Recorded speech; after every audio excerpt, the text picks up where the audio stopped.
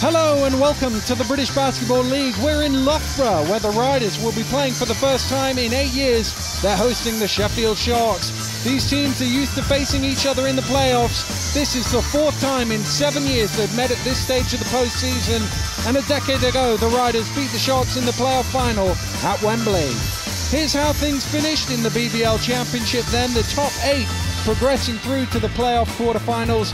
The matchups see the champions Newcastle taking on 8th seed Guildford, Leicester face Sheffield, Worcester and Cheshire do battle, and the middle seeds Plymouth and Glasgow meet. All quarterfinals are played over 2 legs. Well, I'm joined tonight by Milton Keynes' Vince McCauley. Vince, great to have you with us. We're at Loughborough University. It's not where Leicester normally play their home games, but in the week that they celebrated their 45th anniversary as a club, it is where they played their first ever home game, just a few hundred yards away at Victory Hall. They've been using Victory Hall as a coaching clinic today, got the kids in there teaching the next generation. And I've also dug through my old archives and found an old basketball magazine from 1967 with the original match report. It just shows you some of the history of this club. Absolutely, 1967, it's fantastic. I can feel it already, Dan. I can see all those ghosts of Leicester players, Lonnie Leggett and McGee, and former coaches Billy Mims and Bob Donegal. It's great that we're celebrating Leicester's history, proud history, with a great playoff game. Yeah, it is. But the interesting thing about it is it not being their home game. Is it an away game even though they've got all their home fans? Well, you know, it's interesting. There was a lot of battle for home advantage, and all of a sudden we're here and we're not at the John Sansford where Brad Wisbicki likes to hit those three-pointers and nobody else can. But actually, what I really think is it's bringing out the character of Leicester basketball. I think what's going to happen here is the crowd are going to go nuts. They're going to really appreciate what the team have done for them this season and roar on to victory, I think. Yeah, it's certainly filling up behind us, and they can get a few more people in here than they could at John Sanford, so it might be even louder. Well, it's definitely going to be louder. I could feel it coming up into the building, people queuing up all the way around the building. They've done a terrific job in filling the place up. And I think, obviously, the last time Leicester won a championship, I believe, they were playing here. Yeah, they certainly were. Back in 2001, they went all the way to the playoff final and won the coveted silver and gold basketball. Before we get too carried away, let's have a look at some of the first leg action from the BBL playoffs. 4th and 5th met at Plymouth as the Raiders looking for a 4th win of the season over Glasgow. The visitors off to a great start though. 8 in a row had them 22-13 in front after 7 minutes. The teams traded scores through the next 10 minutes, but Jeremy Bell and Anthony Rowe combined in a 1-minute spell which tied the game at 47-47. The Rocks edged back in front slightly, leading 60-55 4 minutes into the second half, and with 12 minutes to go they were still 6 points in front. A spell of 7 points by Mike Ojo cut the deficit to only a point in the early stages of the fourth, and then Jeremy Bell and Paul Williams combined for 6 points, which had the Raiders in front 75-71. Michael Green tied the game, but an Ojo 3 had the home side back into a 5-point lead, and Paul Williams' putback late on made sure it stayed there. Final score, Plymouth Raiders 84, Glasgow Rocks 79. First leg action between the Sharks and the Riders at the EIS, and it was Leicester who got off to a flying start. 2 threes from Brad Wisbicki as he had 8 in a 12-4 run, which put Leicester 21-11 in front. Drew Sullivan also in on the act. His 3 to end the first quarter saw Riders 29-15 ahead. He and Wisbicki outscored the Sharks on their own in that period. Sheffield had the gap down to 10 early in the second, but Cameron Rundles and Brett Royster would combine to see Leicester post the last 7 points of the first half on their way to a 51-31 halftime advantage. The difference bounced around the 20-point mark for most of the third quarter, but Yorick Williams would hit a 3 to end the third and then another early in the fourth as part of 9 in a row by the Riders, which saw their lead reach 30 points. Sheffield needed a rally to keep their hopes in the tie alive, and that's exactly what they got. Nate Reinking posting 10 points down the stretch, and Olu Babalola adding another 7 as the home side finished the game with 22 of the last 30 points. Still plenty of work for the Sharks to do in the second leg, but still possible. Final score, Sheffield Sharks 76, Leicester Riders 92. Well, first leg action from this game, Sheffield in a 16-point hole, but it could have been much worse, Vince. Well, they're lucky to get out of there with 16 points, to be honest with you. Playoff basketball has a different way of affecting players. I think they were a little bit shell-shocked. Leicester have been, really looking forward to the playoff game, so they hit the ground running. Sheffield are going to have to come up with a master plan because the athleticism, the speed, and everything else of the Riders could well blow them away. But they have recent memory of doing exactly that. This is almost the same scenario as 12 months ago. They lost at home by 15 to Glasgow, went up there, and they made it all the way to the final in the end, the Sharks. Well, they're a proud team, they're a proud organization, and in people like Nate Reinking and Ryan Patton, and of course, Coach Atiba Lyons, I don't expect them to lie down, but the first quarter, the first 10 minutes is going to be absolutely crucial. Yeah, you just get the sense if Leicester can get a sort of lead like they had in the first leg, it's going to be all over for the Sharks. Well, that's right, and I think that's where is this a home court advantage may well come in. Is it going to be even for both teams? Are they going to battle it through? And all of a sudden, 10 points. 10 points is not so bad, a lot better than 16. Yeah, and the three-point shooting will be key, and we've had no games here to know how these rings go, but Sheffield certainly need to shoot that three ball well. Well, they don't have a choice with their, 3 pint-sized guards. They're going to have to go the three-point route. But you've got the long arms of Andrew Sullivan, the long arms of Aaron Hardy, and the absolute brain of Cameron Rundles. It's going to be tough for the Sharks. It certainly is. Those are Vince's views. Earlier I spoke to coaches on both sides to see what they had to say. Well, Rob, we're at Loughborough University, not your normal home venue. Have you had any chance to practice here? Yeah, we practiced here all week. It was good for the guys to get in here and get used to the surroundings. A little different the way it's set up today, but, we're pretty comfortable in here right now after the week of practice. And in American sport, they like to talk about strength of schedule. I don't think there's any doubt you're number one. You played all of the top 4 away twice, home once. You also played 14 home games and only 16 away. If any team is used to being away from home in their home leg, it's you guys, isn't it? Yeah, it's prepared us well for this time of year. We feel like we talked about it all the time that, with all the road games we played this year, we feel like if we went to a park with nobody there, we'd be ready to go. So, it's not ideal because, the John Sanford Center has been great for us, but the way our fans can make some noise anywhere, we're pretty excited.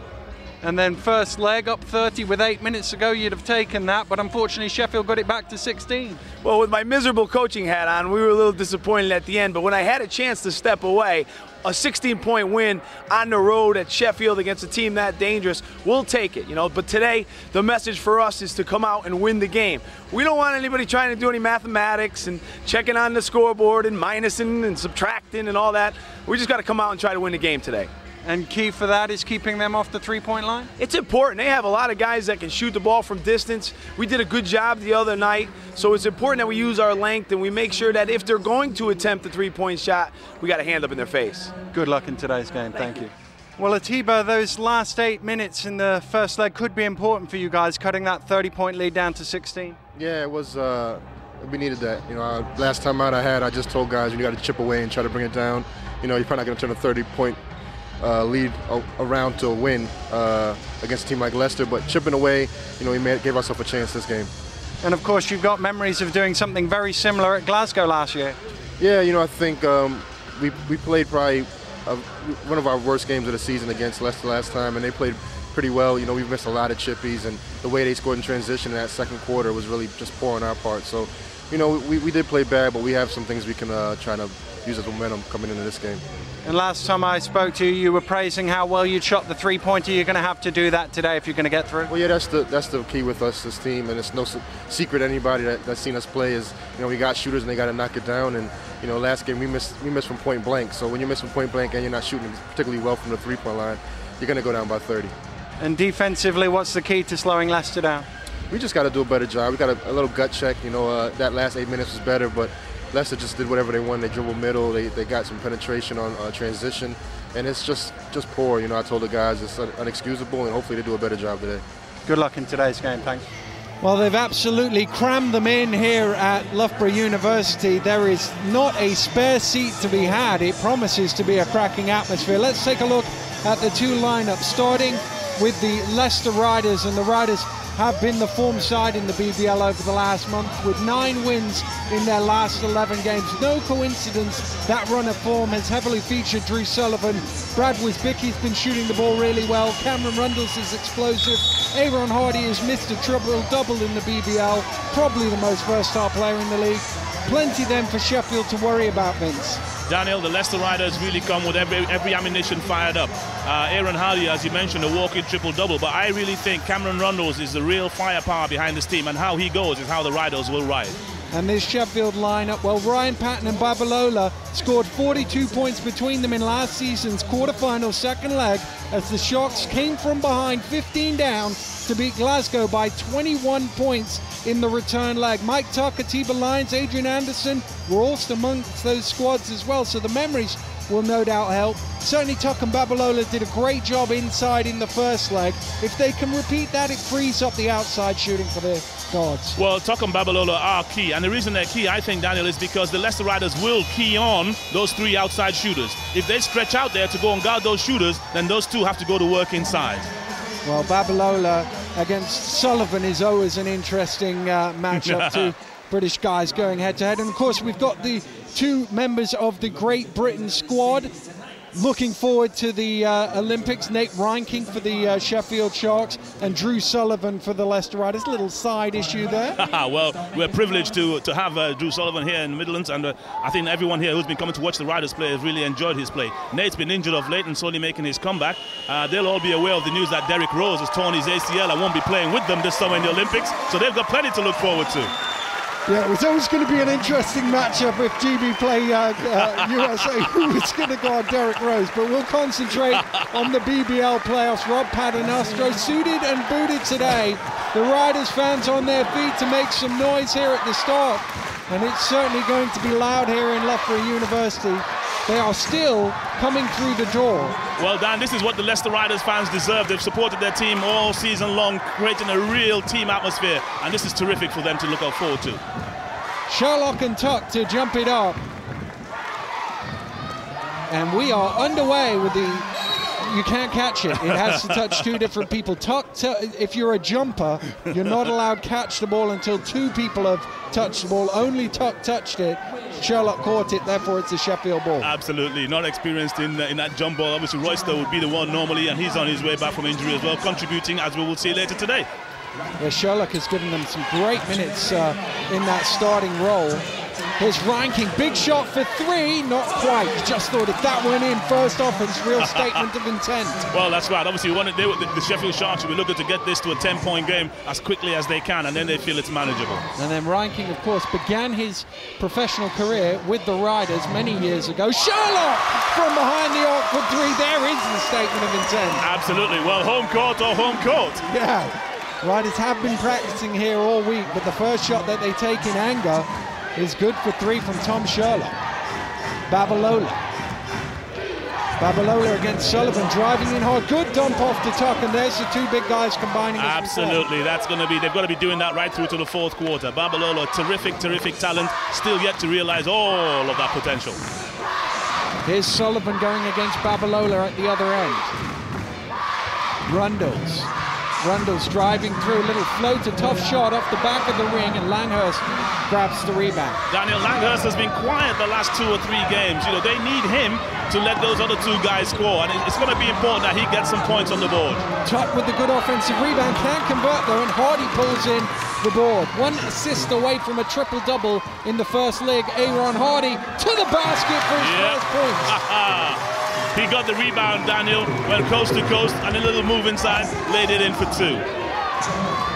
Reinking thinks about the three, drives in, pulls up, off the back of the ring, and easy rebound for Drew Sullivan. Well, that's the thing, Reinking is being guarded by Hardy, probably the best athlete in the BBL this season. That's going to be a tough one, but he's determined, Reinking. He knows what he needs to do. Well, Reinking does have that high elevation shot, so if anybody can shoot over Hardy, it would be him. Here's Sherlock along the baseline, spins back, a little bit short, an easy rebound for Patton. Here's Reinking to Langhurst. They go inside again to Tuck, spinning against Sullivan. Sullivan did a good job there. Tuck, a bit unlucky that didn't go in. That bobbled out. Tuck a little too aggressive going after the rebound, but he'll be disappointed that one rimmed out. Absolutely. It's sort of almost a 4-out, 1-in type of layout there for the Sheffield Sharks, with Babalola also sitting on the 3-point line, leaving space for Tuck to go to work. But he's got Sullivan first, then he has to battle against Sherlock, and Hardy comes in there. It's going to be tough for him all night. Well, he's going to get a little break now as His player coach checks in for him. Atiba Lyons into the game for the first time. Here's Wisbicki. First real touch for Brad Wisbicki. Gives it to Sullivan. Hardy out on the three-point line. Guarded by Reinke. Gets it out to Sullivan. Now Rundles has it. Shot clock down to 4. Rundles has to get it off here. Drives through. Throws it out. Sullivan throws it up. Gets it off just in time. It almost went into. Interesting. Oh, here's Langhurst for his first attack. No way through, and he has to bail out to Babalola. Sherlock diving on the floor. Lyons spots a gap, but Sherlock recovered well. Reinke. Babalola pulls up from 18 feet. Ooh, active, Daniel, active, real active. I like his attitude right here. He looked at Andrew Sullivan. He went at him the first time. He's gone at him again. This is going to be interesting. I think he likes the challenge of playing against Drew Sullivan. Two really top-draw British players with a lot of British pride on the line. That's a travel from Sullivan. Yeah. Didn't quite get the ball down in time. That's an interesting point you make, Daniel, because the last thing you want to face is a motivated Babalola, because really his big thing is trying to get him motivated to play. If he's really excited to play, he could have a great game. Well, Sheffield with the chance to take their first lead of this second leg. Trailing by 1, trailing by 17 on aggregate. Babalola going inside to that spin fall away that he likes. Lyons was going after, couldn't quite pull it in.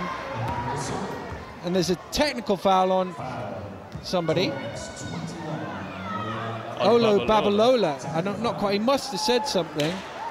Here's his shot. He was a bit disappointed it didn't go in. Well, I have no idea. We couldn't see from that replay. I have no idea what Babalola did, but he must have said something to the official to be called for a technical foul. I think there was something to do with a wave of the arm. Babalola was trying to say he was clapping or something like that. I'm not really sure, but you don't want to be getting into technicals. Let's watch some basketball. Well, that is not a very good play for the Sheffield Sharks. Well, it's a foul apiece on Tuck and Babalola, so and they've still got a lot of minutes to play.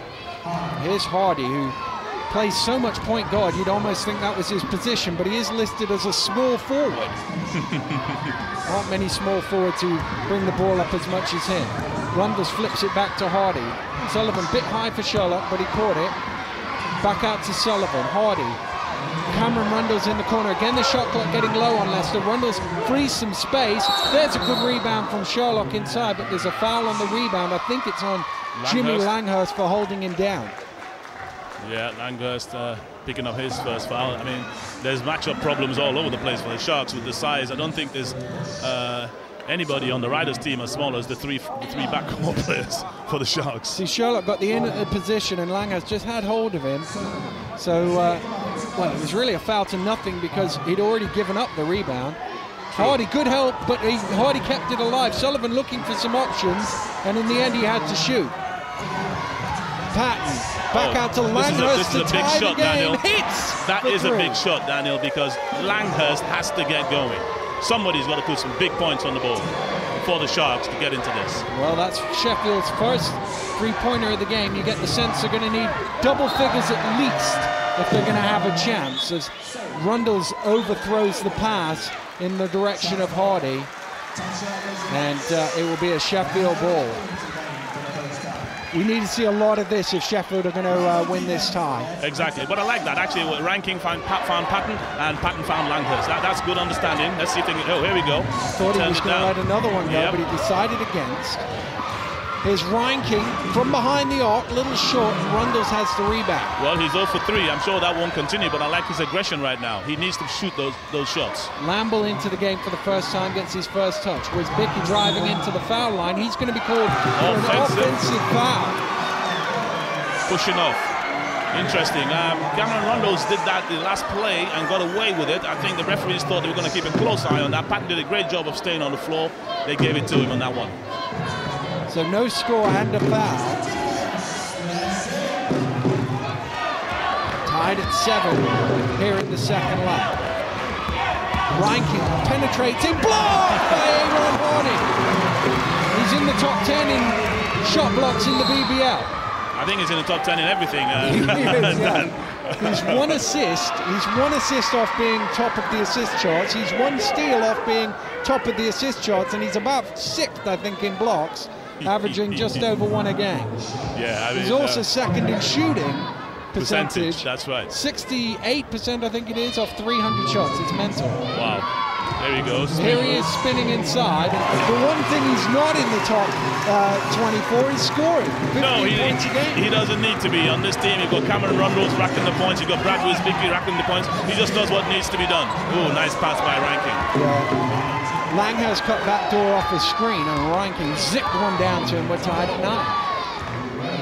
Well, you know, this isn't terrible for the Sharks. They've sort of started the game. They've had Tuck sitting on the bench for a while. It's still as you were, if you like. And it's better than they started the first leg. So indeed. That's a step up. Hardy again with the jump shot. Misses one. Off Langhurst's head, but he managed to recover. There we go.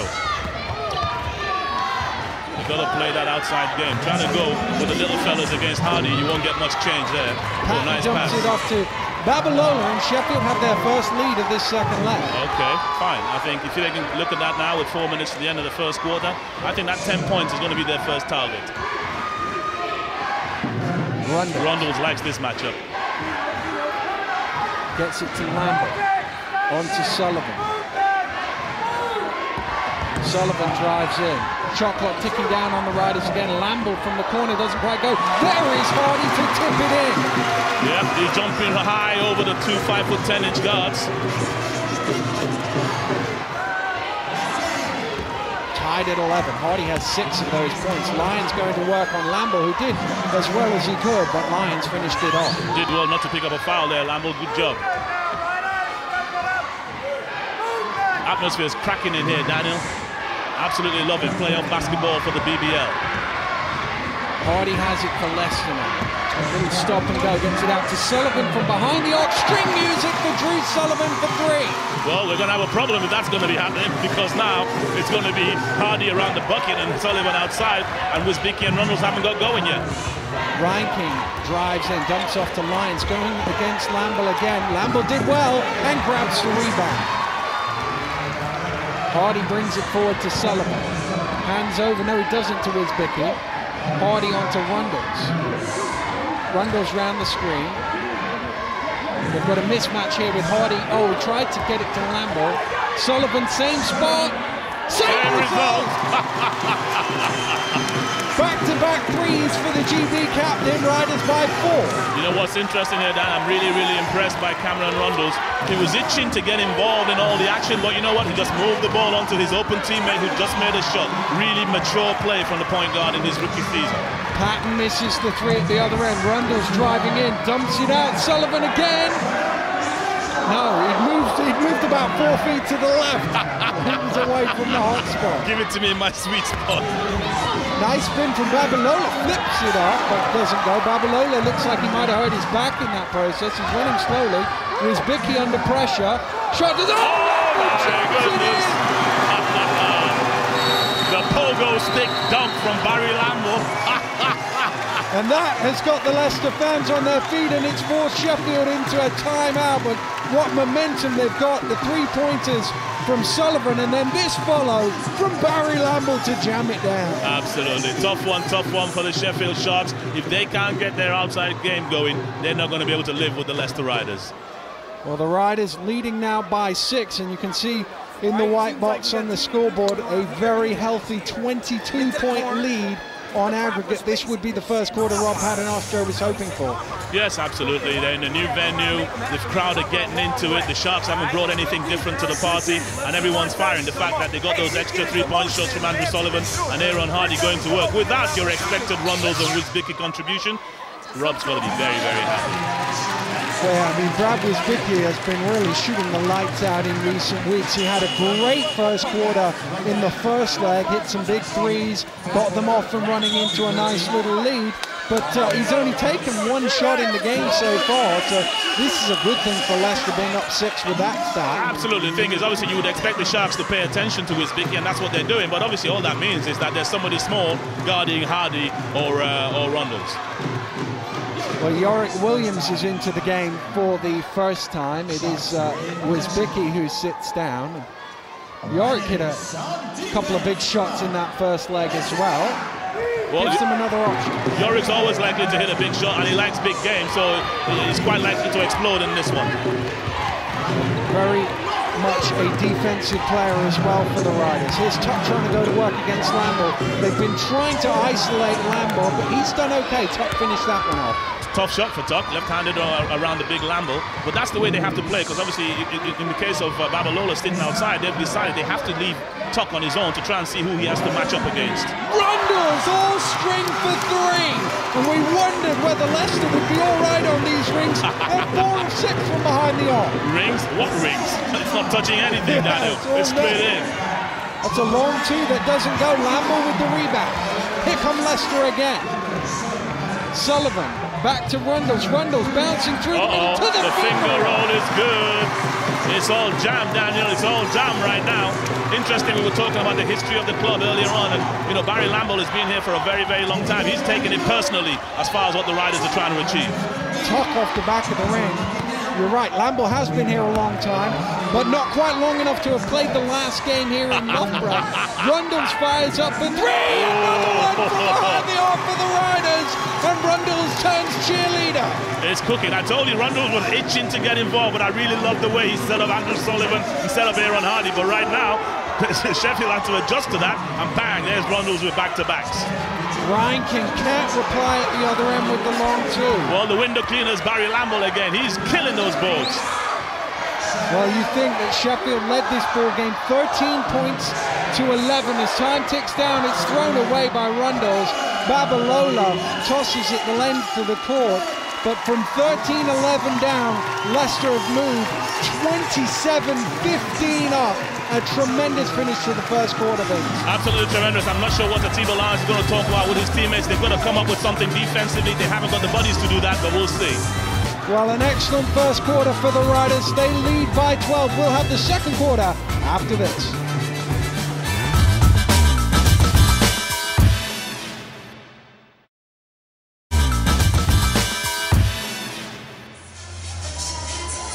Welcome back to Loughborough University, where the Leicester Riders have looked like they've been playing here all year. 5 of 7 from behind the arc. Rob Paternoster must be loving the way his team has shot the ball. Well, he's absolutely loving it, because also you've got a big court here, bigger than John Sanford, so the guys are spreading it out, and that's what they like to do. You've got some great shooters on the Riders team, great effort. They had to take care of the rebounds first, Daniel. They had to actually dominate that. They had to take care of short shots around the basket. When they did that, it opened up the game on the outside. Yeah, Riders bossing the rebounding, 16 rebounds to 7. That stat in favor of Leicester. Well, we've got a bit of size coming in for the Sharks now in the shape of Colin Singh. It's just been too much, the overwhelming power that the Riders have put on the Sharks. Rundles fakes one from about 28 feet. I don't think he was really going to shoot it. Here's Rundles now. Steps in, trying to find some space, gets it out to Hardy. Back to Rundles. Babalola trying to guard him there. Rundles, tough shot, handed his face from Tuck, but he knocked it down. He missed his first shot of the game, Daniel. He's made 3 for 3. Cameron Rundles up to 10 now, leads all scorers. Reinking skips it round to Singh. Singh given all the space he wants. Yeah, nobody's going to guard him until he makes the shot. Tuck going to work against Williams. Too much on it, but it's tipped in. I think Singh might have got a hand. It could have been Tuck. Good effort from the young fella, and Tuck went back up there with him. Hardy. Rundles feeling it. Rundles for 3. Oh, he sure is! 4 out of 4. 4 out of 4. And he had Olu Babalola dripped all over him, and a hand in the shot. Perfect from the three-point line. Cameron Rundles. It was his birthday a couple of days ago. He had 25 and 6. He's going on course to beat that today. Rundles driving through is fouled by Reinking. Rob Paternoster, I think, once unsportsmanlike. Cameron Rundles having a quick chat with Ryan King. Well, I think Ryan King got his money's worth out of that one, they say. He certainly did. I was going to say, Cameron Rundles will have a chat on his own in the phone box, you know. You know, Nate Rankin, you know, that's the mindset he's got to come into this game with. This is a big-time player. He knows this is a big-time game. He's had no success. He's 0 for 3 from behind the arc. He's got Cameron Rundles lighting him up. He's not sure how he's going to react. This is going to be key to see if he can get some veteran play from Nate Rankin. But Cameron Rundles playing with maturity. Well, he got a whack in the head, pushed to the ground. He didn't even get 2 free throws out of it. It's a Leicester end-line ball. Stolen away. Rankin steals the ball away. Rankin gets it to Babalola. Patton is open on the far side. Babalola through, out to Rankin for 3. Short. Rebound Williams. Yeah, tough night for Rankin here. Sullivan eyeing up Singh, spins back the other way, under pressure, and one for Drew Sullivan through the contact, count the basket, and Leicester absolutely bossing this game. Mismatches everywhere you look, Daniel, that's the problem right here. You know, Colin allowed him to turn to his right hand, which is where he wants to go, even though the help came from the left with Nate Rankin, and of course the and one is good. Free throw to come. Cameron Rundles sits down. Rundles not far off, outscoring the Sharks on his own in this game. He's 5 of 7 for the floor, perfect from the three-point line. 13 points already for him. Well, terrific, and he only did that, to be honest, in the last 5 minutes or so, Daniel. And of course, now the Riders have doubled the Sheffield score. Yeah, they can go past that here. They had a 16-point lead coming in. This is probably the weakness of Sullivan's game. The best foul shooter in the league. Well, they could have taken that from the three-point line, I guess. Yeah, it would have been but a chance. They had a 16-point lead coming in. They've got a 17-point lead in this game alone. And they're very much in control. That is going to be a foul on Yorick Williams. And one or two of the Leicester fans reminding the official of the offensive foul that was called in the first quarter against the Riders. Remind me in my second coming, Daniel, to be an official. You can't win, can you? Singh to inbound, gets it to Rankin, who sneaks into the corner for an open jump shot. Sullivan with another rebound for the Riders. Kicked out long to Hardy. Oh my. Caught it like a wide receiver, but he was going out of bounds. Good pass. Nice. Oh, how did Tuck miss that? I think Tuck was laying it up before it was in his hands. Well, Riders doubling the, another look here. Easy score for Tuck, but he just couldn't hang on to it. Doubling them up on the scoreboard, doubling them up on the rebounds as well, the Riders. Well, if you have a little think, well, where are Sharks going to get some offense from? You know, if Nate's not hitting it and Patton's not hitting it, then they're going to struggle. Great rebound from Lamble at the offensive end off Williams has missed 3. Lob towards Lamble, overcooked. And Rob Paternoster stamps the ground in frustration. Good hands from Williams to steal it away. Hardy feeds to Wisbicki, and Wisbicki gets his first field goal of the game, and Leicester are 19 up. Timeout is called by Coach Atiba Lyons. You know, you got to burn those timeouts and stop this rhythm. The Leicester Riders have come in here and stormed the place like the Incredible Hulk. The Sharks are going to have to come up with some real answers.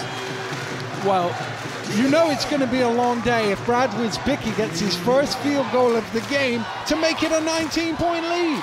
Yes, it's a test here. We've got a mental test for the Sharks. They know that it's going to be tough for them to win this encounter. It's going to be tough for them to get back into this game. What they've got to do now is actually settle down and play some basketball. Well, that's the thing, is they have to try and not look at that scoreboard in white there, 128 to 93. They're a long, long way back. First of all, they have to try and get themselves back into this second leg. Absolutely. You've got to forget the white scoreboard, because at the end of the day now, they're not playing the way they can. They're letting the Riders run wild. You've got to settle down, go back to basics, try and stem the tide, and then look for something down the other end. It's not going to be easy, and they've only got 7 minutes to do it before Rob Paternoster gets a chance to boost his team again at half-time. Well, this is the time we've got to lock up, said Rob Paternoster, as his team walk out, and I think he senses with you, Vince, if they can go into halftime with this sort of lead, it's pretty much over. It's pretty much over. I mean, what I'd like to see, I would like to see Rundles come back. What I don't want to see is the Riders start playing in a different kind of fashion. I think Cameron Rundles is the control center for this team. and he's the one who sets everybody up. He got Sullivan going, he got Hardy going, he got Lambo going, and then he got himself going. Here come the Sharks then with Tuck. Babalola spinning. Hardy wants to travel, but the referee is going to call a foul on Drew Sullivan. No, in fact, he's called it on Brad Wisbicki.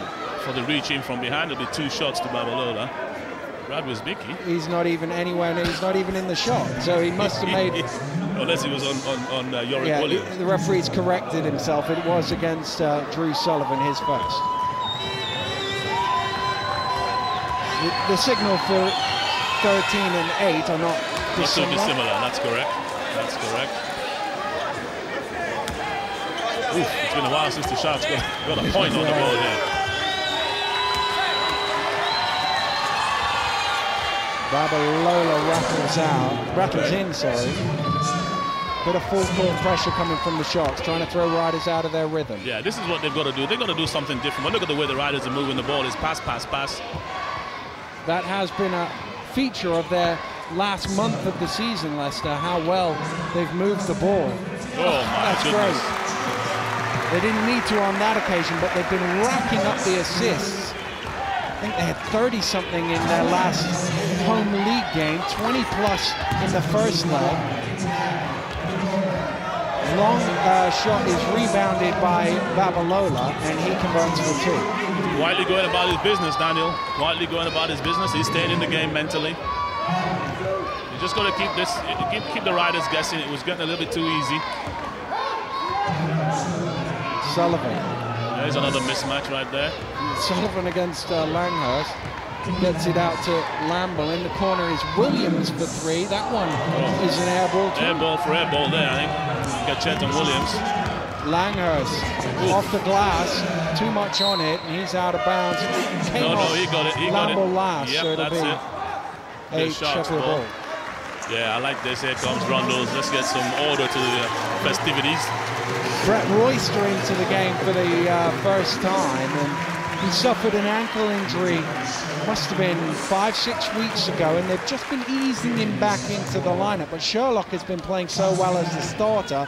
Lamble's been playing excellently off the bench all season as the backup centre, that they've got the luxury of being able to ease Royster back into the lineup. Exactly, and really, I'm not necessarily so sure what it is he's going to do that we're not doing currently, because everybody's 6'6", 6'7".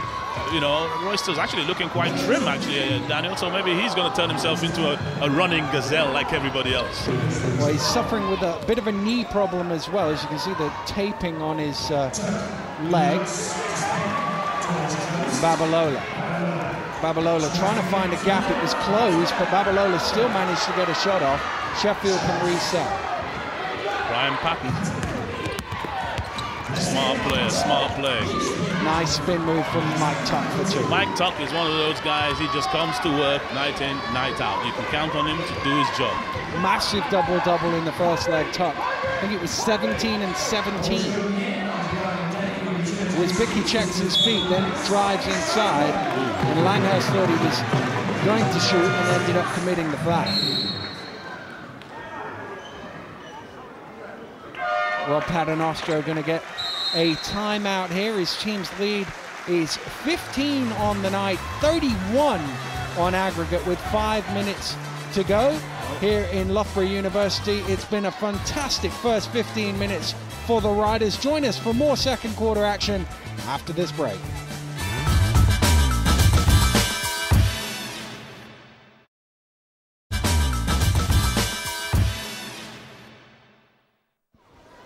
Welcome back to Loughborough University, where the Sheffield Sharks have it all to do here against the Leicester Riders. They've got to find a toehold in this game. Forget about the 16 points they need to make up. They've somehow got to get back into this one. Well, that's right, Daniel. And just before that timeout by Coach Rob Paternostro, you saw a little bit of Sheffield basketball, nice ball movement by Ryan Patton, nice bucket from Tuck. And I think, you know, Rob's not getting carried away with the excitement. He knows what he's trying to do. He's trying to win a championship. And right here, he wants the Riders to play Riders basketball. Well, that's the thing. I mean, I'm sure it's It's a feature of every coach, but Rob seems to see the downside of everything. He saw the downside of a 16-point away win in the first leg. Oh, you gotta love it. He was like, yeah, but we were up 30. Yeah, We could have put it away and we've left the door open. And most people would say, you've won by 16 away, just win by 16 at home too. But no, that's right. You know, I think when you're a coach, you're a triple persona. You know, you're trying to read it all. And give him his dues. We've talked about the history of this club. Nobody has won as a coach more games than Rob Paternoster. He has been absolutely unbelievable in 4 years. He's wiped out virtually every record in the Leicester Riders book. Well, you know, Rob was always a passionate player. You know, he had a purpose for playing his basketball, and he likes that in his team as well. And they've certainly been fun to watch as well. And I think the crowd is testament to that. Babalola can't convert. Riders with the boards. Hardy bouncing it inside to Royster, back out to Hardy. Oh, he had Sherlock for a moment, but missed him. Hardy going to show his range from three-point land. Oh my goodness! Even Hardy's hitting from behind the arm. Who hasn't hit a three yet? Who hasn't hit a three yet, Dan? Have you taken one? I haven't taken one yet, but I don't think Hardy. I think Hardy's only made like one all season. Yeah, he made one against Milton Keynes, I remember. Yeah, Hardy just one three-pointer all season in the league. Gets one in the playoffs, and that's what he does well, stealing the ball away. Wisbicki is stolen away by Babalola. Look at Hardy running back. Yeah. Hardy's going to try and put him off, and nearly did. Aaron Hardy, a terrific basketball player. The fans in Leicester have been really honoured to see him play this season. Well, I've been public with my endorsement for him for BBL Player of the Year, Aaron Hardy. The numbers don't lie. No, I mean, I think he's right there. I mean, for me, you've got to win to be an MVP, but his numbers are, you know, quite awesome. I don't think we've seen numbers like that ever in the BBL. Patton. Babalola off the mark for three, and Royster and Hardy fighting for the rebound. Hardy says, I got it, don't worry. I've got it along with the other 9, he said. Rondo throws it down to Royster, squares up to Babalola. If Royster scores this, and he will, he'll go to the line. I like that, Danny. You know why I like that? Cameron Rondos, who runs this team, wants to get Royster on the ball. He could have easily made a move and taken it to the bucket himself, but he wanted his teammate to feel good about himself. You know, a terrific basketball player, this young man. But Royster just got caught there, and he will go to the line for two. Aaron Hardy sitting down. 9 points, 3 assists, 3 rebounds, couple of steals, and a block. And a three-pointer. And he's 4 or 5 from the floor. Just another day at the office for Aaron Hardy. No, I don't think he can get anything where he is right now on that bench. Can he? Can he get another stat from there? If anybody could. Royster can't convert the free throws. Hardy still well in command of this game. Ranking nicely stepped to the basket for a finger roll. Daniel, that's Nate Ranking's first points of the game with Hardy off the floor. Certainly helps.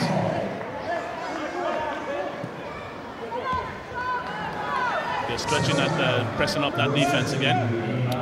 Ranking had been 0 of 7 shooting up until that point. Sullivan. Again, they go down low to Royster. Spins, strong. Good defense from top to deny it.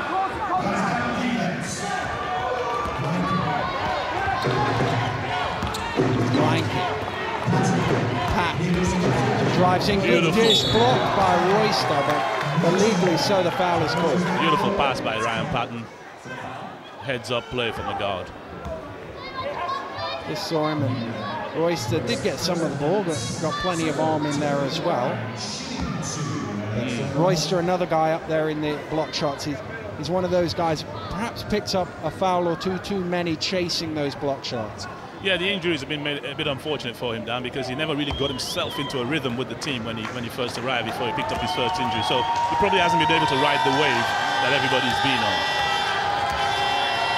Mike Tuck at the free throw line. I was about to say, can get into double figures here, but he can't, having missed the first free throw. He has 8. Only Babalola with 10 has scored more for Sheffield. But you see 18 points out of 27 for the 2 guys inside.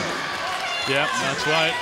There's nowhere else for the guards to go because the extended defense of Sullivan, Rundles and Hardy has made it really difficult for the 3 guards to get anything. Sullivan over to Sherlock. Royster squares up to Tuck. Again, he goes to work. And again, Tuck does enough to put him on. There's not much change down there, and they've been down there 4 times in a row.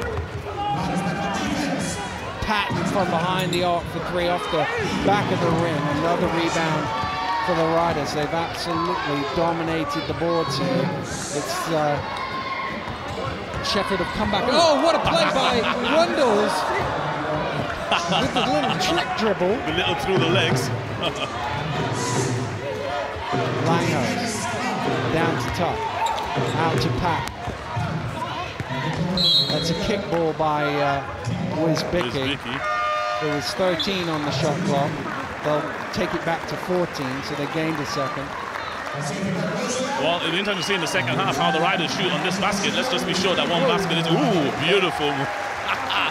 It was the through the leg from behind from Rundles. He loves playing his basketball, doesn't he? Always with a smile on his face. Langhurst in the corner with a pull-up, nice out of bounds play by the Sharks. Yeah, I think they've realized they just better play now. You know, the tension and what they had to do and everything else is all gone out the window. They're just trying to play basketball now. Tiber Lyons a little bit over aggressive going after that ball is called for a foul. And that's the other thing to bear in mind. It's a long way back for Sheffield. If they don't make it all the way back, this is their last game of the season, so they'll want to go out on a high. Yes, that's right, and they want to go out playing well, and they haven't quite fired on any cylinders so far. Apart from Tuck and Babalola, it's been a blank, really. Aaron Hardy off the back of the rim. It's one of the weaknesses of the Leicester team, their free throw shooting. It has improved in the second half of the season, but they're still bottom of the league in that category. Yeah. I mean, free throw shooting is a mentality, Daniel. It's nothing to do with their actions and anything else. It's all a mentality, and they just need to look at that. Well, I know they've had discussions with a psychologist or positive thinking sort of. Yeah. And it actually, their free throw shooting has gone up from there.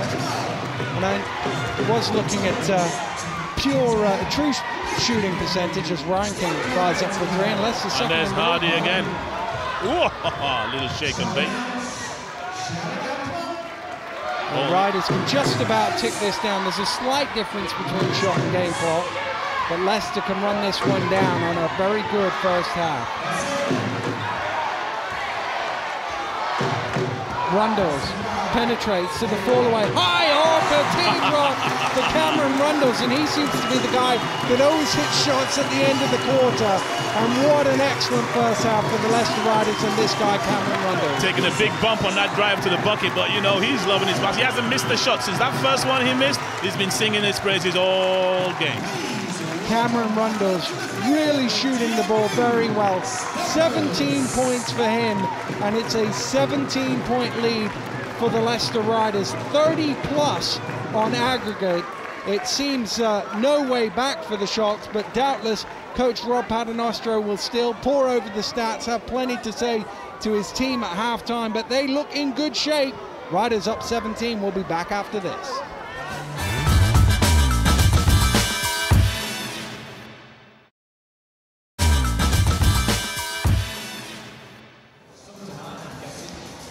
Welcome back to Loughborough, where the Leicester Riders fans, many of them bedecked out in red, are really enjoying themselves. They've enjoyed what they've seen on the court and off the court, Vince. Kate Reed, the local girl, done good. Yeah. To the voice, singing at halftime. I had to turn my chair when she started singing, you know, as you do on the voice. No, it's carnival time in Leicester. We've had the various drummers and dancers and singers, and of course the high-flying basketball players of the Leicester Riders. And we talked at the top of the show about great history of this basketball club. There in the background is Bill Worth, who played in that first ever game a few yards away, and his lovely lady wife who was there watching. Wow, so we go all the way back to June 1967 to present day here at Loughborough. Joining the Duds, BBL basketball, and of course the fans have turned out here to really honour that, and I think it's terrific and a great tribute to the organisation. You know, Russell Levinston at the GM, Rob Paternostro, and all the people at the staff of the Riders who've helped to make it happen. I'm going to dig that old magazine out again and see if we can pick out Bill from the photo. Oh 45 years on. Yeah, he'll have knobbly knees and high shorts and low socks. Well, back to present day, and there's an awful lot for the Sheffield Sharks to do here. How do they get back into this game? Well, you know, I think you start by saying that the first half is over, and let's start again afresh in this second half. I've been watching the Riders shooting at that basket, and it hasn't all been going in. I'd be interested to see if one basket is easier to score against than the other. You know, we can grab everything we can.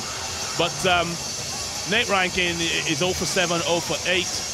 That's not going to help. Ryan Patton's only really taken the one shot. They can't score. If those three guys don't end up over 12, 13, 14 points, it's going to be really difficult for these guys to get back in it. And they also have to find some way of slowing down Cameron Rundles, who had 17 points in that first half. And not just that, but the way he distributed the ball and ran the team was really key for the Riders. Absolutely. My MVP so far for this game is Cameron Rundles. But the problem is, you know, pick your poison. You can jump all over Rundles and let Hardy run wild, shut those two down, and let Sullivan do his stuff. And no one's woken Brad Wisbicki up yet. And you know, this is the thing. How do you keep everybody quiet on a very effective Riders offense? Well, at the top of the show, Vince, we said that Sheffield needed to shoot the three-point shots well, but it's all been the Riders at the three-point line. Rundles got them going. Sullivan was hitting as well. Yes, that's right, and that's not something that they would have factored in. They would have factored in the drives for the basket, the athleticism of the Leicester Riders. So the Sharks would have been shocked to see that happen. Even Aaron Hardy hit one. Leicester 7 of 12 from the three-point line. Sheffield 1 of 11. Yeah, that's completely flipped the other way around, isn't it? And anytime you get anywhere near 10 3-pointers a game, you're going to win that game.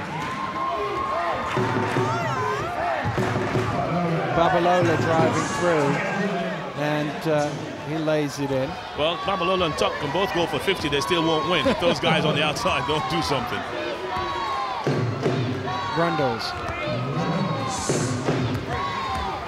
Rundles fires up and hits. That's just a layup drill, you know. The show out on the screen by Tuck, not enough to stop the path of Rundles. Easy bucket.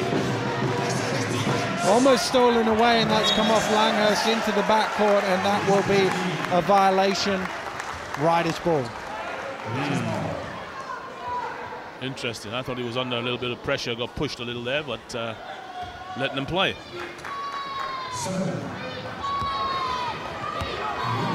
Rundles. Oh, cuts through the double team, tosses it up, beautiful from Cameron Rundles. Same play there, Daniel, but instead of going around Tuck, he split the screen. Oh my goodness.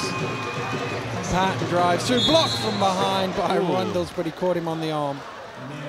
Wow. Cameron Rundles is having a party. It is his birthday weekend. Like I knew. Yeah, he's only a day away from having the same birthday as the club. Riders born on the 26th of April, and Cameron Rundles the 27th. The club's a few years older than him. I was just going to say, he doesn't look that old. Well, Patton missed that first free throw. Rundles chatting away, but if there's anything going on, Rundles is usually chatting away. Like I said, him and his phone bugs. He loves it.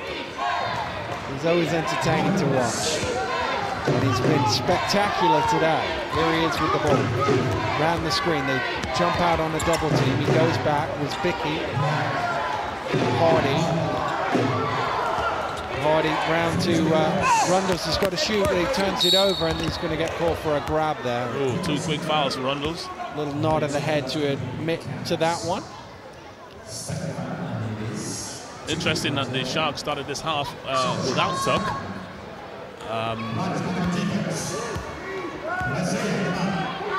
Interesting to see what comes of that. Langhurst penetrates in. Tough shot, tipped off the ring by Tom Sherlock. It's all the inches. Hardy, Sullivan. Sullivan penetrates. Wisbicki's in the corner, wide open for three. Little short. Hardy with the tip doesn't go. I was going to say, Wisbicki got in there, that's going to be in trouble. Patton steps back. Hardy's hand prevented him from shooting. Langhurst drives in to Singh for the finger roll.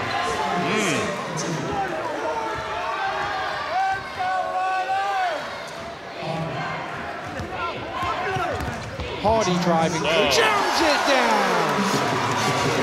If in doubt, go to the rim.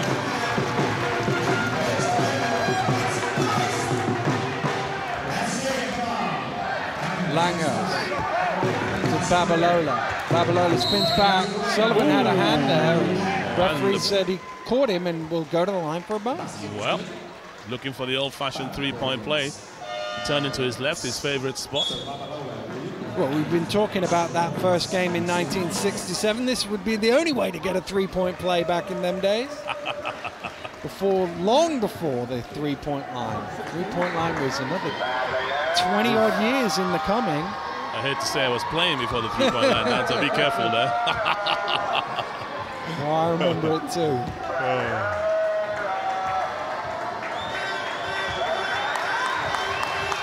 Babalola at the line.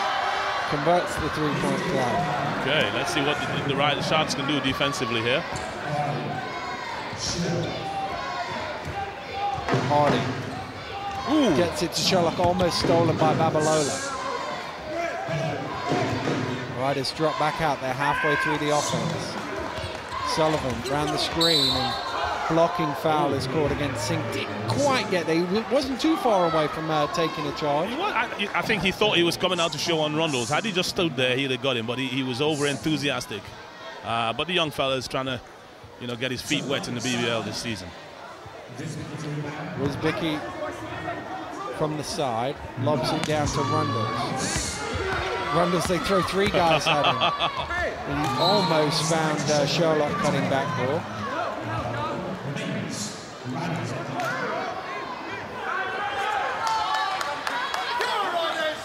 Bit of a lull here, see if the Sharks can repel this offense and maybe get this thing going.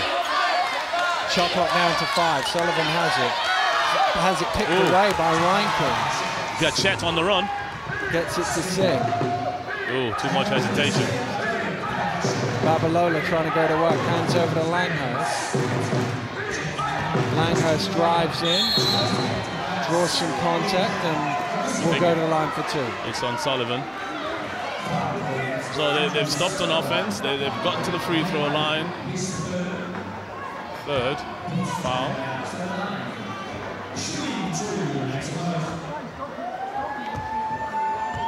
Well, these are pretty much automatic for the BBL's best free throw shooter. He needed a little help from the ring on that. I did see him miss one. I did see him miss one the other week, but I think he's missed 9 in the entire season. Wow, that's awesome. That's terrific. This is what we say. It's all about the mental edge, and obviously he's got that one down pat.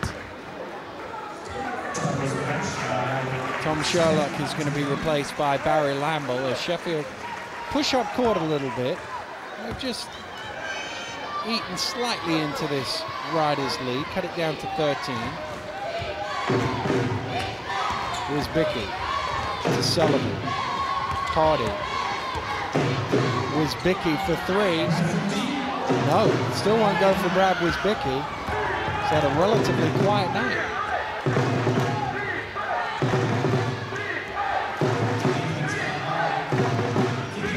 Babalola steps in, it'll fall away, air ball, rebound. Wisbicki. Looking for a spark now, the Riders. I wonder where it's going to come from.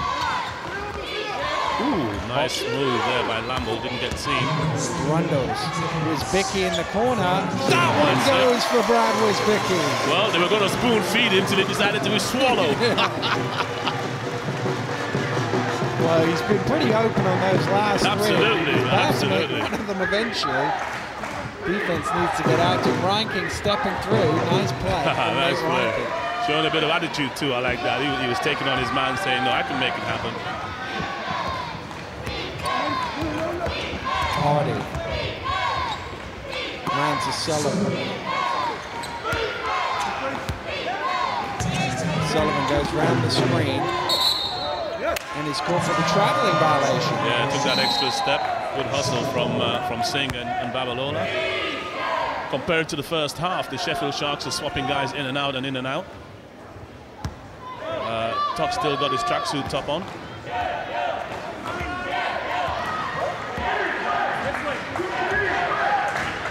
Rankin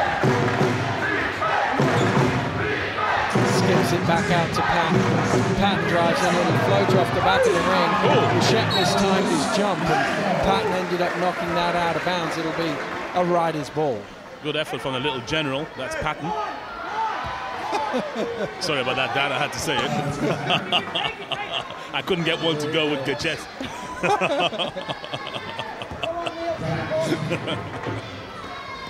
Here's Aaron Hardy bringing the ball forward for Leicester. They lead by 14. What doesn't he do around here, Dan? Yeah. He's got the keys to the city. Rundles. Little stop and go from Rundles. Gets it to Lamble in the lane. Tipped away off the ring by Gachet. Ranking too hot to handle for Gachet. Here comes Hardy out on the break. They have numbers left. Hardy doesn't need anybody else. He lays it in. That's walking the crowd up. Get into this. Singh lets him fly. And hits for 3. And just there, if you can leave me that open. I think you were the closest guy to him, Dan. Bicky lobs it up to Lamble for 2. Lamble, great pass. He did that before, Dan. He made that spin move and they didn't see him, and he did it again. Great effort, Barry Lamble. I like what Rob did there. He thought he was getting a little flat in here. Who's my man with the heart? And there it was, Barry the Lion Lamble. I shouldn't say Lion, the Rider Lamble, shall I say. So Lamble will go to the line and fire up some free throws. Well, one free throw. One free throw, yeah. After converting the basket. And you talked about Barry Lamble, and nobody's been here longer than him of this current squad for the Leicester Riders. First came here in 2006. Wow. Here's that pile of furniture. He is. Where's Vicky? Ever bigger role was Vicky with the steal. Drives in, tried to get it to Rundles, didn't see Ranking, who stole it away.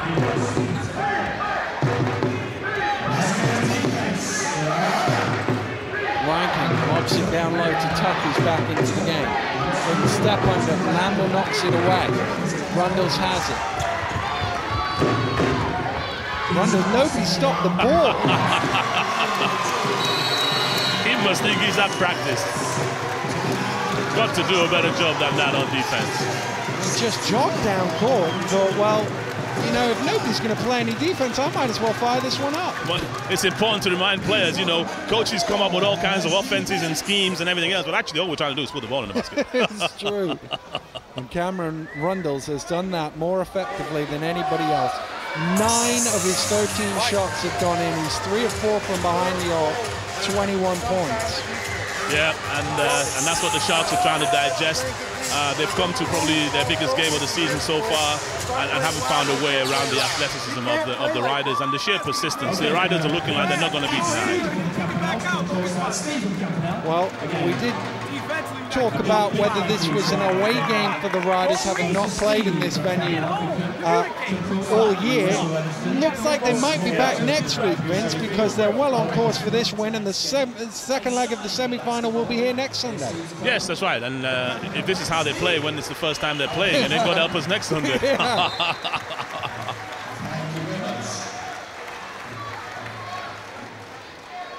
Still plenty to go in the playoff picture, but I think Leicester are likely to face either Worcester if they overcome Cheshire, or Plymouth or Glasgow if Cheshire win that game. I think I'm right in saying that. Yeah, that's right. I mean, it's a tight game, Worcester and Cheshire, so that'll go down to the wire. It's pretty close.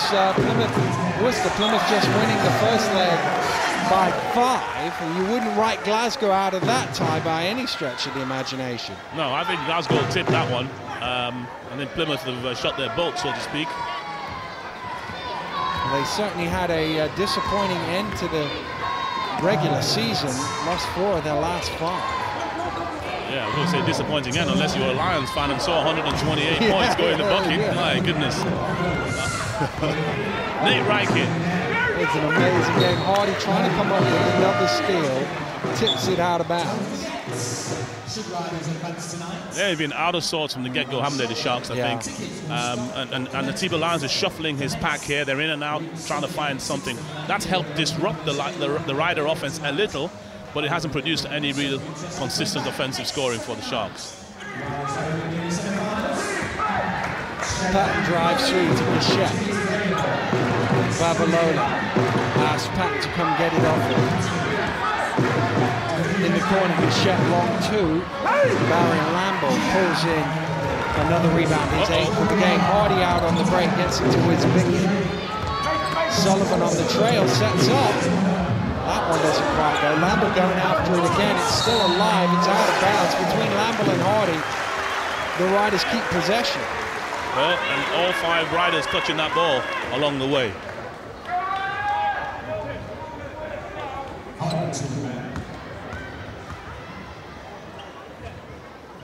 Hardy just tucking his shirt in before he inbounds the ball. Got to look presentable. Got to get it in. Gets it into Lambo. Lambo, that little step back turnaround. Doesn't go.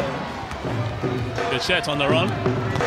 Still running. Again, no stopping the ball, but they're fighting for the rebounds there. Rundle State won't catch him in the open court. No. There's a rebound for Hardy, assist by Hardy, bucket by Rundle. 25 personal points now for Cameron Rundles. Landhurst. Nah, he can heat up in a hurry. It could be interesting. Let's see. Well, interesting for now, I mean. Yeah. It's, as the scoreboard in white will tell you, a mountainous way back for Sheffield in the tie. It's a long way back in the game.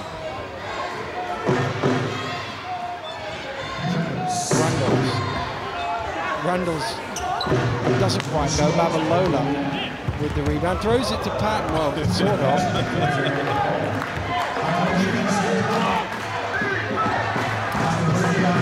Thrown out by Patton. And Langhurst drives through. Babalola gets it out to Langhurst for 3. Doesn't go. Rebound Lambert has it stolen away. Sullivan driving in. We're in this sort of territory now where it's going to be record comeback for the Sharks just to get back into this game tonight. I seem to remember a game many moons ago between the Towers and the Leopards where the Leopards came back from 21 down. I remember talking to Dave Forrester of Newcastle a couple of weeks ago about a game that they played here against the Riders when Riders were playing in Rockbridge. It was quickly converts out on the break. Well, Newcastle were 38 behind, I think, in the fourth quarter, and ended up losing by 1 as Babalola will get an and 1 for that. But we're in those sort of ballparks. Well, we are, but you go back to those Towers days, you know, they had some pretty special players on that team who could fill it up. I don't think there's too many of those right now in yellow, despite the great effort that Babalola is showing here, going strong to the basket, taking the contact, and having the presence of mind to finish. Yeah, not sure where John White or Eric Burks are. Yeah, it's two explosive characters. Yeah, it's funny talking to Dave Forrester because I totally forgot the game, but he was telling me, reminding me of a time they came here to Loughborough and they scored 40-something points in the fourth quarter and almost beat the Riders. Wow.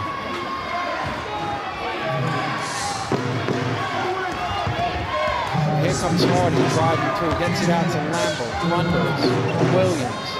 Williams decides to let go from behind the arc. There's Lamble fighting for the rebound again. Couldn't come up with what would have been his 10th board of the game.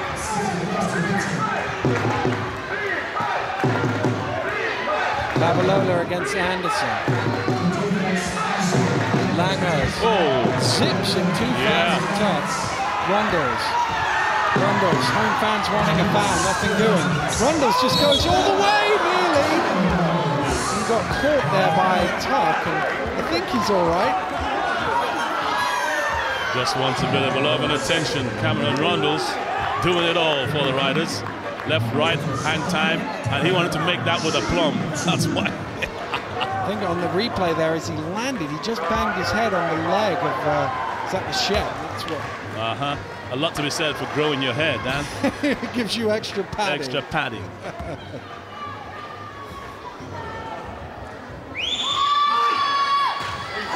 Off the back of the ring. Mentioned that Leicester's free throw shooting hasn't been great this season. It hasn't been great tonight, but hasn't needed to be. It doesn't matter when you're up by I don't know what.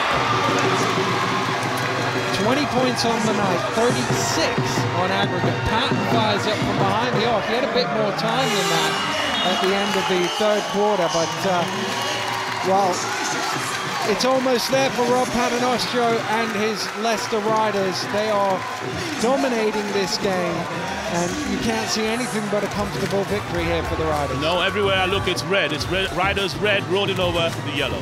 Fourth quarter action when we return.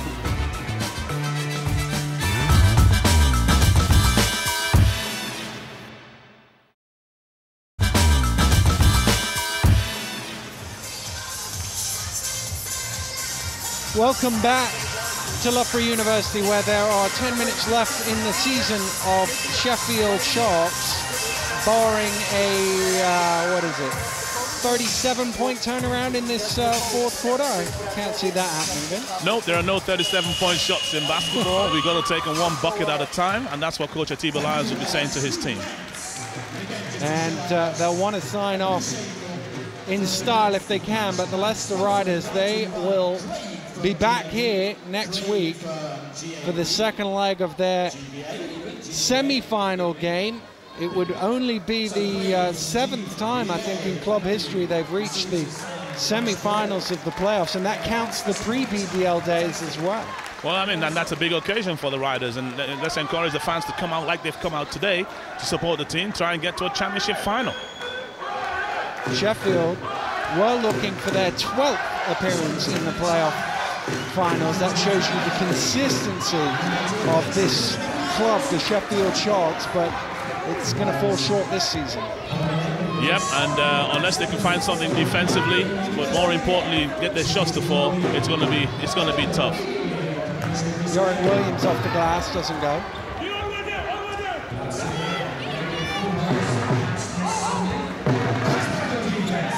Tough. Langos in the corner is Singh driving baseline, dumps it off to Babalola. It's blocked by Royster. And he forces a tough shot from Babalola. How did that go? The roundhouse, oh my goodness. Technical foul, I think, has been called on Atiba Lyons. He argued, I think, that there should have been a foul called in there. Yeah. I mean, it was a tough move, but but Babalola went in there and did his job. His coach is trying to protect his player, but that's just frustration, Daniel. You can see Babalola wanting the foul, but he didn't do anything untoward. Aaron Hardy, the nominated free throw shooter. That's interesting. It was funny as he misses the first. It's always funny when you see somebody who isn't a guard. It used to always be the guard shot the technical free throw. The littlest fella on the team. I remember a couple of years ago, Leicester used to send Tommy Swanson to the free throw line for technical fouls. 6'10" centre. He's a good foul shooter. See Lyons trying to be calmed down. Yeah. The referee just having a few words with him. You're not going to win, so just take it easy now. Zone defense for the Sharks. Trying to stop the penetration from the Riders. Hardy looking for some options. Still looking.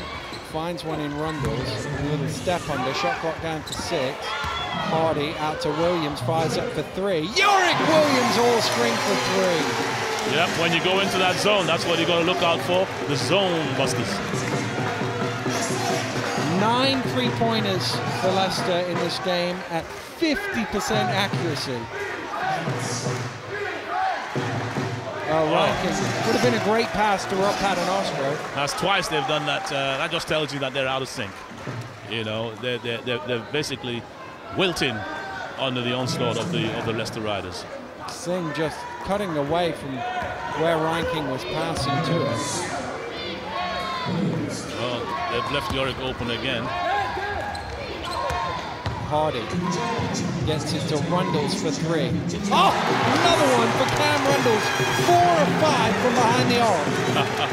Well, it's just like, you know, shooting fish in a barrel now if they're going to sit in that zone. Babalola under pressure gets it out to Singh. Singh behind the back, tosses one in for 2. Good effort from the young fella, staying alive.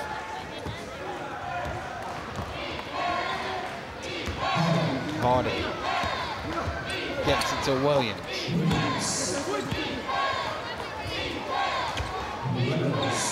Rundles back to Yorick. Fires up off the back of the ring, and a long rebound is grabbed by Mike Tuck. A little too close for Yorick. He likes to be a lot further out. Babalola trying to find a gap. He's worked manfully, Olu Babalola, for his team. He has. He's battled, you know, tirelessly. Oof. Langhurst's shot doesn't go, but there's a foul on the rebound. I think it was Yorick Williams who is going to be called for it. A little pushing foul. Oh, right. Baseline ball to the Sharks then. Which Ranking will walk over and inbound. Langhurst gets it to Tuck. Tuck is blocked by Royster. Hardy to Williams. Thought that 3 was going up. Yeah, there. I did too. We'll try this one instead. Halfway down, Anderson bats it out, but Ranking is first 2.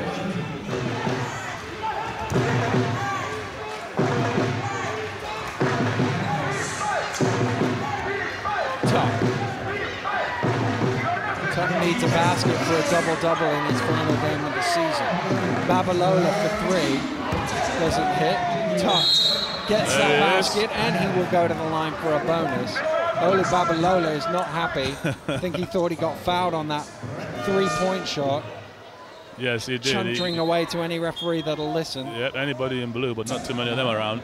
And he's gonna check out while you see Tuck taking it right at the shot blocker, which is what you're supposed to do. Gets it to go and steps to the free throw line for one more. Olu Babalola then sitting down. He's got 20 points to his name in the game. This man's got 11 and 14 rebounds, Mike Tuck. So double-doubles in both legs of the playoffs for Mike Tuck, but it's going to be in a losing cause. Yes, that's right. I mean, there's just not enough firepower in this Sheffield Sharks team to cope with this this freight train of a Riders. Rundles again. Oh, he's missed one. That's more surprising now than when they go in. Stolen away by Wisbicki.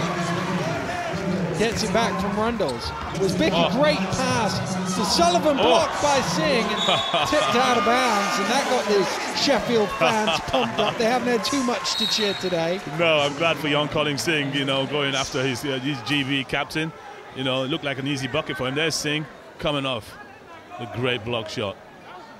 See those Sheffield fans in the replay just behind their bench, trying to make the most of this last few minutes of the season. That's right, that's right. And it's good to see the young fellas getting something happening for them. Wisbicki drives in, little pull up. He shouted short, but nobody there. Adrian Anderson getting his first minutes. Ranking with a pull-up 3 off the back of the ring. Pat will let it go from behind the arc. That's short. Hardy with the rebound. Closing in on another triple-double Aaron Hardy. Needs a few more boards and assists to get there. Wisbicki, Rundles, steps underneath. Oh, 2 of them bubble out for Cameron Rundles. Yep. Suddenly he's losing that home court role.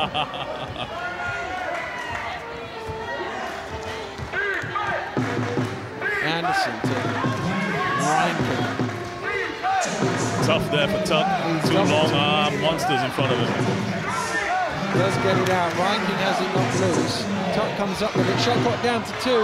He's got to fire it up. He doesn't get it off in time. It would have been blocked even if he did. Yep. Good defense from the Riders with still 5.5 minutes to go. They're still playing hard. Yes, and that's the way it should be. They've got a game next weekend. You know, Mike Tuck there let out a a blow of air, as if to say, wow, this is tough, which indeed it is for the Sheffield Sharks, as the Riders really putting on a show for their fantastic home support. They certainly are. Riders by 21. We'll see the final few minutes of this game right after this break.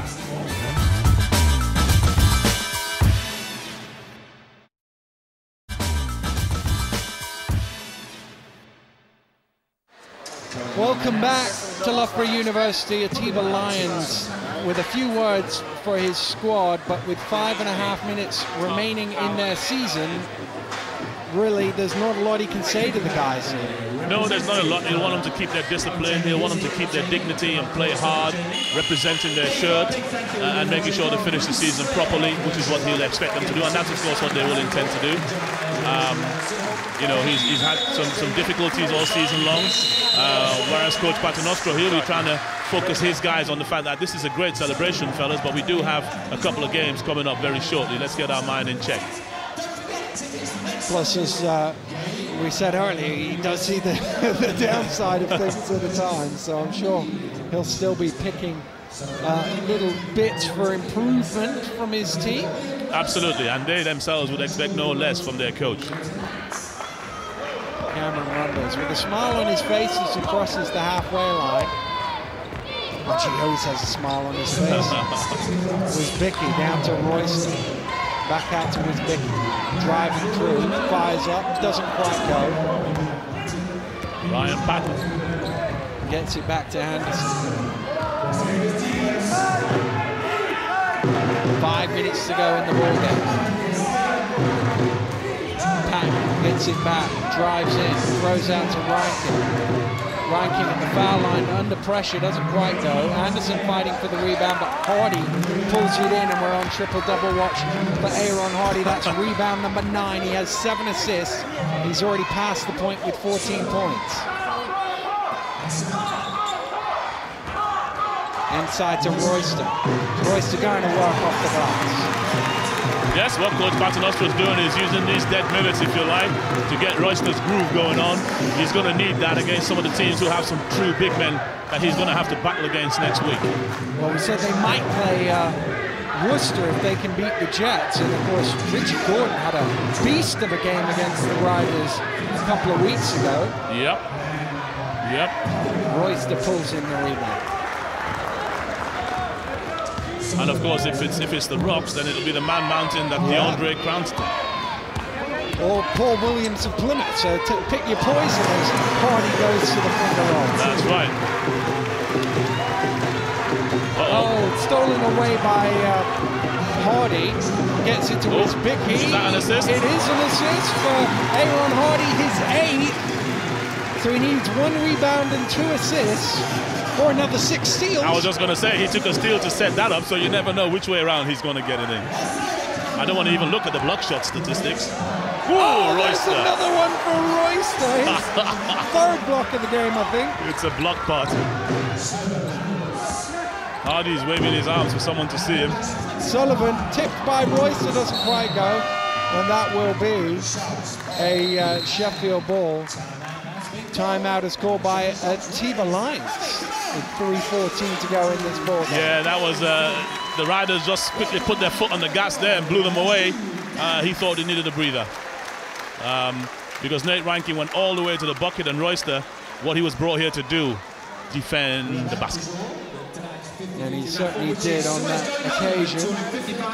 And it's all about execution here in the last few minutes, I think, for Atiba Lions, just trying to make sure they finish strong. Well, 56 points is not a lot to show for that effort tonight. But, you know, next season is a long way away.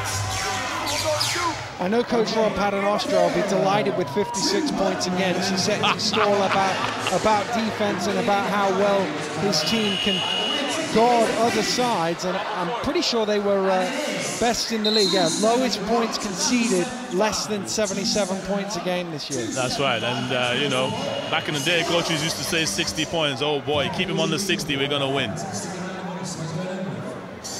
It's possible, it's unlikely that Sheffield will be kept under 60. You'd imagine they'll get a few more points here in the stretch. Aaron Hardy has sat down. So we might not see that triple-double. That might be his evening done. Yep. Jamal Anderson. 16, 9, and 8, and 4 steals. It's not bad, though, is it? Patton from behind the arc for 3. Yes, indeed.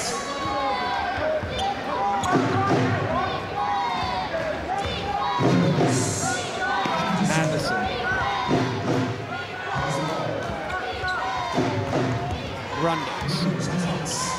Rundles penetrating. Oh! Flips from behind his back to Royster. Aye. Royster didn't see it early enough. He should have taken a step in there. The hairbrush pass behind his lovely hair. Royster couldn't hang on to it, though. Rundles needs 1 point for 30 in the game. Oh, my goodness. Anderson just got it over his namesake Jamal. Tough, a little short. Adrian Anderson going after it, tips it out of bounds. It'll be a Leicester ball. Yep. Well, we've talked about, as Brett Royce is going to sit down, we've talked about who Leicester may play in the semi-finals, but I would imagine those 3 teams that we've mentioned won't be that keen on playing a Riders team in this sort of form. No, they won't. And you know, people will have been watching Leicester. It's not just about this playoff game. It's about what they've done over the last 10, 15 games. They've been slowly, you know, heating up the kettle and putting themselves in a position to be a real threat in the playoffs. Yeah, I mean, I talked to Rob Paternostro about it, but they finished second in the league as Wisbicki under pressure of the shot clock. Is he fouled? He's fouled. He's going to get 3 free throws. But I know it's an alien concept in British sport, the strength of schedule, but nobody has had a more difficult, just for a second, let's pause because the crowd is on their feet. Cameron Rundles will sit down, 29 points, shooting 63% from the floor, 67% from three-point land. Excellent game from Cameron Rundles. Yes, Cameron Rundles, the heartbeat of the Leicester Riders. He is a real key for them if they're going to achieve their goals of silverware this year. But the point I was trying to make, it should be one more free throw. He was shooting a 3. He was shooting a 3. And the referees missed it. Oh, dear. And Rob Paternostro is still trying to argue with the officials, even with this massive lead. But they missed one there, the officials. It's not going to matter. But the point I was trying to make about Leicester is this season they've played all of the top 4 away twice and home only once. They've played 14 games at home and 16 games away. So they've had a really difficult run to be able to finish second. Yes, absolutely. I mean, they did a tremendous job to do that, but it's kept them motivated as to what they need to achieve in the playoffs. And what's happening now is the referees have realized that they only gave 2 free throws for that 3-point attempt. It's a correctable error. So he's going to come and take the free throw, and then they'll go back to where they were in the action. So all's well that ends well, and thank God it's not a 1-point game. Unless, of course, you're a Sharks fan. Oh. Well, Wisbicki gets another point to his That's name. it. Then we'll go back 3 points. That's all he needed, more 3 points. And that's all he's going to get tonight as Brad Wisbicki will sit down. And 13 points to his name. He ends up the 3rd top scorer on his team, and he's had a quiet night. Absolutely. He didn't wake up at all, but he did what he needed to do. Conversely, on what you were saying about the fixtures, Dan, obviously what will happen is the opposite will be the case next season when the Riders will have 2 games at home against all the top 4. Well, yeah, of course. I mean, it does balance it up that way, although I don't think the 14 and 16 will happen again. I think it's a weird thing because Newcastle ended up playing 16 at home and 14 away. Everybody else played 15 and 15 as you should. Anderson walked with it. It's a really bizarre way. There's a whistle there as the referee just checked. Just one of those little quirks of the fixture schedule that only Rob Paternostro will talk to you about. Nobody else cares. No, that's right. But, you know, Rob, he'll always want to make sure that we get everything straight. He likes to pay attention to detail. But I guess as talk to him at the top of the show, what it does, this is the travelling violation on Anderson. What it does do is it makes you pretty good away from home if you have to play all these. Yep, and that's going to be key because whoever they face, whether it is Glasgow or it is Worcester, they've got to go mostly on the road first. It's Connor Washington bringing the ball forward for the Riders. Inside the final minute, Riders lead on aggregate by 40 points. 24 here, 16 in Sheffield. Oh, Williams hits one from behind the arc.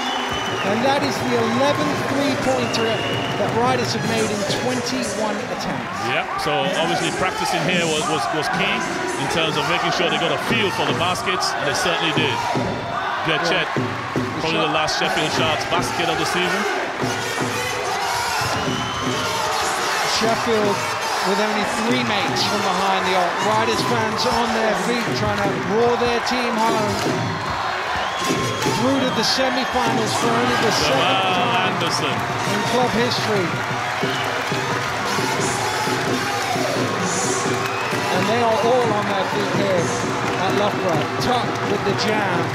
But with 9 seconds to go, it doesn't matter. The Riders will run time down and they will go through to the BBL Championship Playoff semi-finals. And they've been pretty dominant in this tie right from the opening tip of the first leg, Vince. Absolutely. Rob Paternostro is going to be pleased with the effort of his team. They came here with a mission, as they have had, as I say, over the last 2 months, to try and get themselves to a championship final. They've done everything they needed to do and destroyed this Sheffield Sharks team. They won by 16 in Sheffield. They've won by 25 here in Loughborough. This tie was never in doubt. It's finished. Leicester Riders 90, Sheffield Sharks 65. Well, Rob, from the moment that Sullivan and Rundle started hitting those 3-pointers, this result was never in doubt. Yeah, we knew it was important to come out. You know, offensively, it was important to come out and make some shots, but defensively is where, you know, we wanted to make our mark. And I'm so proud of the way the guys came out and played defense. It could have been easy to sit back a little bit with the 16-point advantage, but we wanted none of that. We were focused on winning this game today, and it was another great defensive effort from our team. Yeah, you talk about defense. Your team best in the league in terms of points conceded and only 65 given up today. Did a great job on their shooters. You know, I thought Hardy was great. His length bothered them, but also give credit to Worsbicky and Rundles. They did a good job of chasing those guys off the three-point line, because we've seen many times this year that if these guys get good looks, they'll knock them down. So, you know, the defensive job, I think they were 3 for 22 from three-point range. That's fantastic. Cameron Rundles, 29 points, excellent performance. What can you say about the kid? From day one, he's never shied from the big moment. You know, he's a great kid. He works hard and he's talented. And today he had that bounce in his step. I think we all did. But when Cameron's playing like that, we're pretty tough to beat. And Aaron Hardy just shy of a triple-double in both legs of the quarterfinal. Amazing stuff. What's the matter with this guy? You know, but no, he's fantastic, and he does so many intangible things. You know, it's easy to talk about Aaron and talk about the numbers, the triple-doubles, but he does so many little intangible things out on the basketball court. It's been a dream to coach the kid, and you know, he came out today and made his mark on both ends of the floor. And we don't know who you're going to play just yet, but one thing we do know is this crowd gives you a real boost. Wow, it was fantastic. We were a little concerned about playing in a venue we'd never played at before, but I think when we showed up today and we saw the place, it looked nice, but when the crowd started coming in and the energy and the music, it was a playoff-type atmosphere that our guys fed off. Well done, Rob. Good luck. Well, Atiba, one of the nature of playoff basketball is almost every team goes home losing the last game. What are your thoughts after that defeat? You know, it's kind of indicative of how we've been playing lately. You know, I was hoping that maybe we'd be able to turn a corner in that short time we had everybody back, and that, you know, leading up to the playoffs, that final 4 games, and we never really got it together. We never really got a good feel of one another, and roles and all that stuff was never defined. And, you know, I was hoping we'd get it, and it just never came. And, you know, in this game, again, we shot 111 in the first half. I didn't see the final stats, but we shot the ball poor from the three-point line, and we got to shoot the ball well to beat this team, let alone beat them by 17. So defensively, it wasn't great, but Leicester's a good offensive team. They got a lot of guys that can make plays and score off the dribble, off the bounce. So, you know, you got to expect that, but we have to shoot the ball really well tonight. We have to play really well, and, you know, we didn't do that nearly to our capability. Yeah, they had that spell end of the first quarter, start of the second, where suddenly the three-pointers were going in left, right, and center for them. Yeah, they shot 7 for 12 in the first half, and we couldn't make a buck. We got some great looks. We had some good inside-out moves and stuff like that, but, you know, we just didn't drop for us. Guys we want shooting shots took the shots and didn't hit them, so, you know, there's nothing we could really do about that. It's been a hard season for you, a lot of adversity, injuries, all sorts of stuff to deal with. How do you reflect on it? It's really a growing experience for me. You know, I'm still relatively a young coach, and I've had a lot of success as a coach so far. This is probably my most trying season as a coach. So, you know, I really learned from it. I'm growing from it, and hopefully I can just do better next year. And a word for your opponents tonight, Leicester. They'll take some stopping in the playoff. Yeah, you know, they're tough. You know, they got really good guard play. You know, only thing with them is they're kind of smaller inside, but, you know, they make up for that by scoring a lot of points. So teams going to have to keep up with them. But other than that, you know, they're a good team, very good. I told Rob that early in the season he had a good team. Thanks for talking to us. Good job. Thank you. Well, Brad, a phenomenal performance by you guys today. Really dominated this tie in both legs. Yeah, you know, easier than expected, you know, and we came out on fire. You know, we talked about starting off big, and I thought we were great down low, rebounding again for the second straight game. So if we keep that up, and obviously Cameron Rundles came out on fire, you know, it's new rims over here, but I don't think he needed them at all today. So he did a great job, and he's our leader, and he's made big shots for us all season. Yeah, as you say, the rebounding was great, but you guys didn't have to get too many rebounds at the offensive end the way you shot the ball. No, shot it really well. You know, Drew Sullivan came out, hit a couple of threes. You know, felt good playing in here. You know, the atmosphere was great, so, you know, got to keep it going in the semis. Let's have a look at all the playoff results then from quarterfinals weekend. Top seeds Newcastle made light work of 8th place Guildford Heat. The Geordies doing all the damage in the home tie to win 93-56 on their way to a 42-point aggregate win. We've seen second place Leicester through in our main action, Riders winning 182-141 on aggregate. Upsets in the other two quarterfinals though, with both the higher seeds going out. Worcester recovered from 15 down to tie their home leg with Cheshire 80-80, but the Jets still went through after winning the second leg by 10 in Cheshire. And finally Glasgow were the only side to overcome a first leg deficit and win. They lost by 5 down in Plymouth, but an 80-60 victory in Scotland saw the Rocks through 159-144 over the two legs. Here's how they line up for the semi-finals then. The Jets' reward for knocking off the Wolves is 2 games against the treble winners as Cheshire face Newcastle. Whilst in the other semi-final, the Rocks and Riders go head-to-head, with both having won on the other's floor in the regular season. So now we have just 4 teams left, and we'll be bringing you semi-final action from Newcastle next week. Can the lowest seeds left, Cheshire Jets, cause another upset and derail Newcastle's quest for a clean sweep? Join us for the action from that semi-final. That's Newcastle Eagles versus Cheshire Jets, Tuesday 8th of May on Sky Sports 3 at 7 p.m. It's been a memorable night for Riders fans in Loughborough. Thanks for joining us. We'll see you next week. Goodbye.